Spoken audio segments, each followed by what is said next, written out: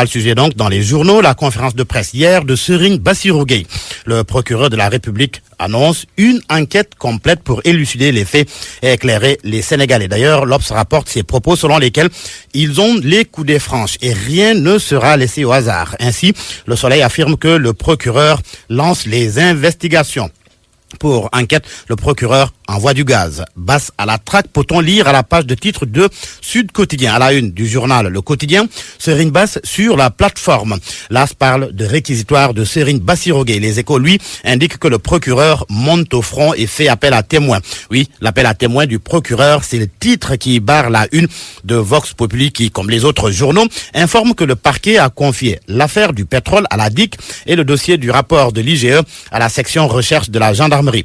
Tous les journaux rapportent que les détenteurs de preuves sont invités à les mettre à la disposition de la division des investigations criminelles et que Aliou Sall, Frank Timis et la journaliste de BBC Mayeni Jones seront entendus. Bref, selon Serigne Bassirou Gueye, le chef de la DIC a été instruit de n'épargner personne pour la manifestation de la vérité.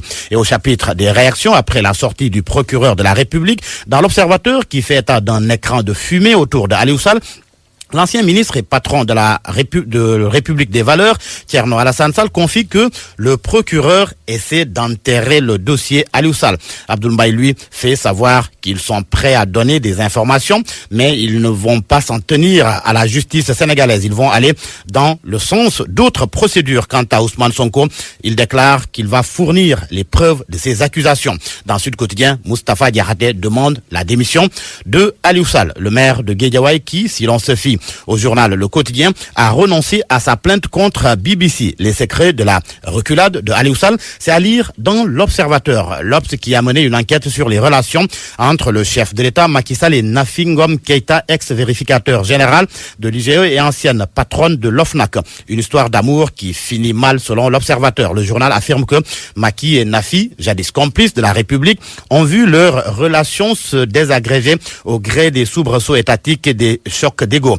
Et l'on reparle du procureur de la République. Serigne Bassirou Gueye a évoqué d'autres sujets, comme le dossier du coude qui, selon Le Soleil, sera retourné à l'OFNAC pour complément. Et au sujet du dossier Falloussen, tué lors d'affrontements entre étudiants et forces de l'ordre à l'université Gaston Berger de Saint-Louis, l'Observateur se fait l'écho des propos du procureur. Serigne Bassirou Gueye a fait savoir qu'ils ont soumis à la gendarmerie une demande d'ordre de poursuite.